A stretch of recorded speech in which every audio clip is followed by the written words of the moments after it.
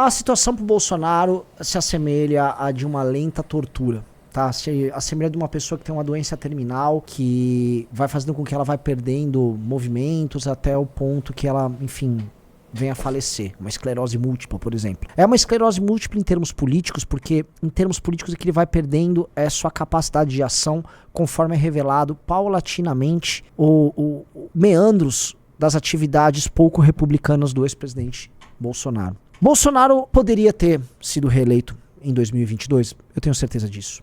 Se Bolsonaro tivesse feito se ele tivesse feito 1/4 que o Bukele fez em termos de segurança pública, e se ele não tivesse arrumado as brigas idiotas que ele arrumou durante a pandemia, não precisava nem ter feito a economia crescer. O Bolsonaro já estaria reeleito com certa tranquilidade. Mas não, ele optou por brigas inúteis, por disputas idiotas, por tentar teses amalucadas, por não focar no que precisa ser focado, por se entregar ao sistema político, e aí adotar como estratégia, um golpe, vamos falar a verdade, um golpe que ele queria dar, um enfrentamento muito do burro com a turma do Supremo Tribunal Federal, do Tribunal Superior Eleitoral e difusão de teses das mais estapafúrdias ligadas à urna eletrônica. E enquanto a turma dele ficou trabalhando isso para tentar, eu volto a repetir, um golpe de Estado, alguns aliados de primeira ordem do senhor Jair Bolsonaro resolveram falar: Jair, tal, nas regiões em que há mais voto do Lula, porque a eleição, se um turno será apertada, a gente, por exemplo, fazer bloqueios na estrada, impedir que as pessoas cheguem a determinadas zonas, já que vão estar liberados os ônibus para levarem os eleitores, isso tinha acontecido lá no ano passado, que tal a gente atrapalhar esse fluxo? Vamos levantar essas zonas eleitorais com o maior fluxo de eleitores do Lula, e aí você consegue, vamos dizer, criar algum tipo de problema através da Polícia Rodoviária Federal. Essas pessoas não têm um acesso logístico às suas zonas eleitorais, os seus colégios eleitorais para efetuar a votação, e assim você pode diminuir às vezes 100 mil, 200, 300 mil votos que podem fazer diferença final no pleito. Bolsonaro perdeu por coisa de quase 2 milhões de votos, lembremos. Bolsonaro pensou: pô, essa é uma boa ideia, essa é uma ideia boa, isso aqui é um caminho bom. Todo mundo sabe que a Polícia Federal, a Polícia Rodoviária Federal e praticamente todas as instâncias que pudessem ser abordadas pelo Ministério da Justiça de Bolsonaro foram utilizadas como máquina política por ele, não só para proteger a família, mas para essas ações meio golpistas ao longo do processo. Tanto que Anderson Torres foi ministro da Justiça e fez o que fez depois, tá? Onde estamos com isso agora? Pois bem, foi pego o policial federal responsável por essa operação de caráter profundamente autoritário. E o termo não é nem autoritário, é profundamente golpista, profundamente canalha. Aparentemente vão ser liberadas mensagens, agora parece que já saíram algumas mensagens que demonstram que esse mesmo cara tinha ciência e tinha foco em zonas eleitorais que tinham votação expressiva do Lula, que teriam votação expressiva do Lula, ou seja, manchas eleitorais que você poderia abordar com maior capacidade. O que nos leva a entender que sim, havia um plano em andamento. Sim, o Bolsonaro estava fazendo uso da Polícia Rodoviária Federal para impedir eleitores de chegarem até o local de votação. E sim, o cara que ficou reclamando de lisura na urna, lisura no pleito, era o cara que usa a Polícia Rodoviária Federal para fazer isso. E pior, eles não conseguiriam impedir milhões de votos fazendo isso, porque viraria um escândalo você barrar, vamos dizer, o trânsito de milhões de pessoas, tá? O plano, além de tudo, era burro. O plano não apenas era desonesto, o plano era burro. E a gente fica aqui preso eternamente em discussões envolvendo esses dois aspectos centrais do que foi o governo anterior. Uma mistura de má fé com burrice. O bolsonarismo consegue trabalhar a má fé com a burrice de uma maneira que é gloriosa. Eu já falei, outro dia eu tive um ataque de riso, o Junito lembra, foi um dos episódios mais malucos dessas lives, porque eu não conseguia me aguentar rindo da imbecilidade de ter contratado o hacker vermelho, o hacker que hackeou os celulares da turma da Lava Jato, achando que ele ia hackear o Alexandre de Moraes, e ele teve reuniões com o Bolsonaro. Eu não me aguentei. Esta operação Tabajara da Polícia Federal é um evento similar, é a má fé com a burrice. A burrice faz com que a má fé não funcione, mas a má fé tá lá. E não é porque é burro e risível que você vai deixar de ver que tem má fé. A questão, porém, é que deu errado, sabidamente deu errado, e que agora vai se juntando, na verdade, um material probatório muito farto para demonstrar que havia a tentativa de manipulação do pleito por parte do ex-presidente da República. Manipulação que aconteceu quando ele usou, por exemplo, a Caixa Econômica Federal e os bancos públicos em programas ali durante o período da eleição, claramente com teor de compra de voto. Coisa que nem Dilma Rousseff teve coragem de fazer nesta intensidade. Claro, quando ele, novamente, volta a falar da urna, cria teorias conspiratórias envolvendo a urna. E claro agora, nisso que todo mundo sabia também, que estava acontecendo, nessa manipulação por parte da Polícia Rodoviária Federal do trânsito de pessoas em zonas eleitorais em que o adversário do Bolsonaro teria votos. Onde isso vai dar, meus amigos? Fosse o Brasil um país sério, o Bolsonaro já estaria na cadeia. Fosse o Brasil um país sério, o Bolsonaro estaria, com base nesse conteúdo probatório, se encaminhando para uma prisão certa. Ele será preso? Eu não sei.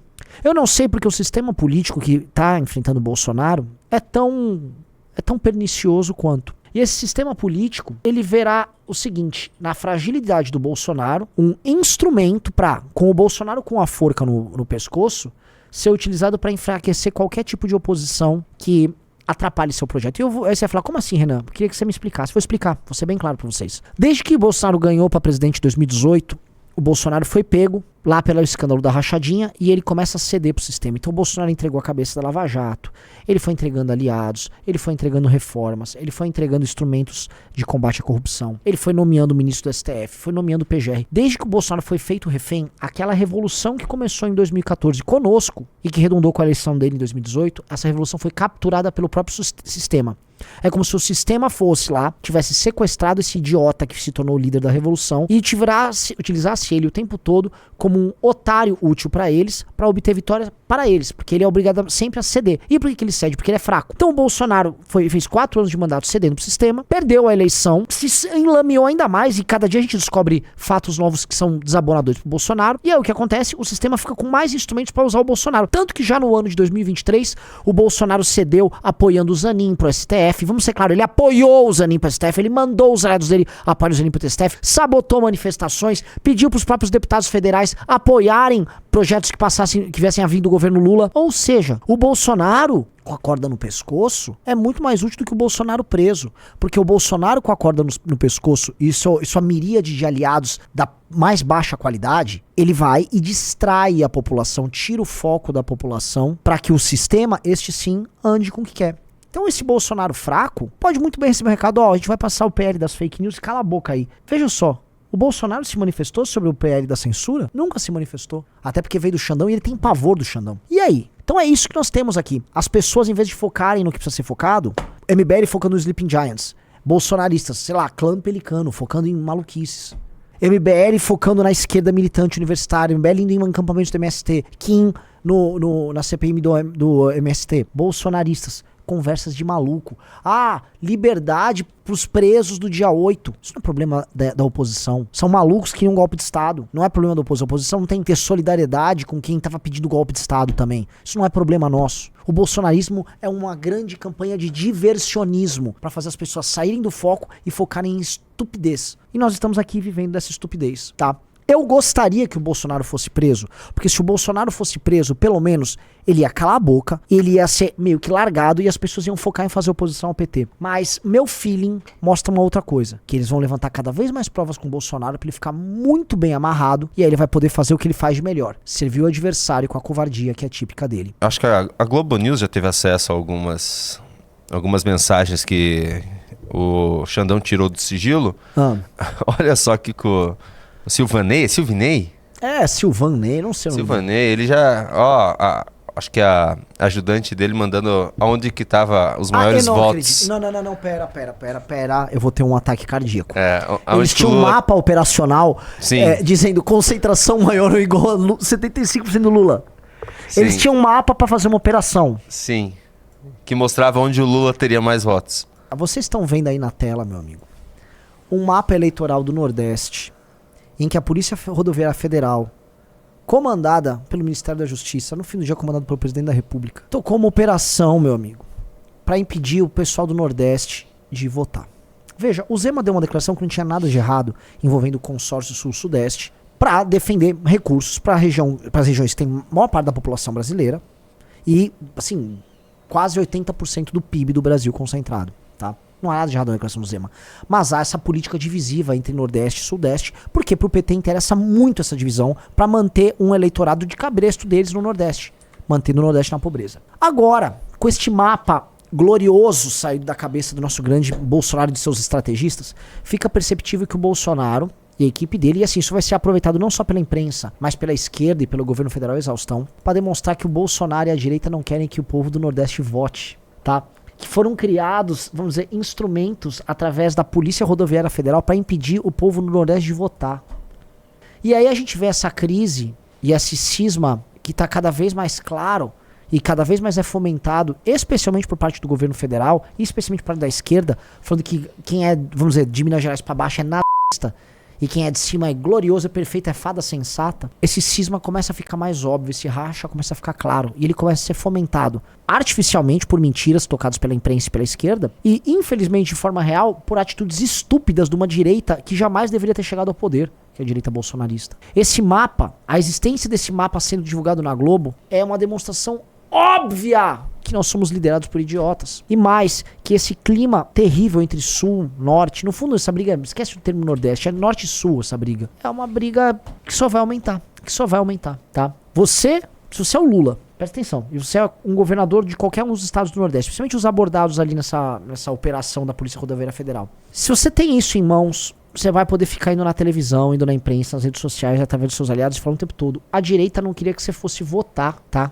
A direita não quer que você tenha o direito de votar. Esse pessoal do sul-sudeste acha que vocês não devem votar. É isso que vai ficar claro com essa operação Tabajara ridícula tocada pelo ex-presidente Bolsonaro. Novamente, eu volto a colocar, eu não consigo ter palavras que descrevam tamanha burrice, cara. É muita burrice, mas dá um golpe logo, né, Junito? Esse soft golpe que eles ficam tentando aí é tipo soft porn, tá ligado?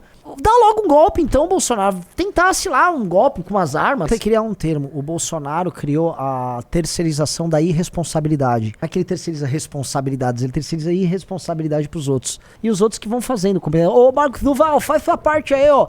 Hacker vermelho, é com você. Qual o nome do policial federal? Silvan lá? Silvanei. Simonei, aí, Silvanei. Agora é a tua parte, tá ok? Estou aqui no palácio aguardando, hein?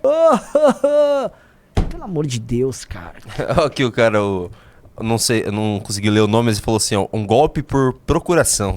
É um golpe por procuração. É uma das... Gente do céu, cara. Quanto mais você descobre...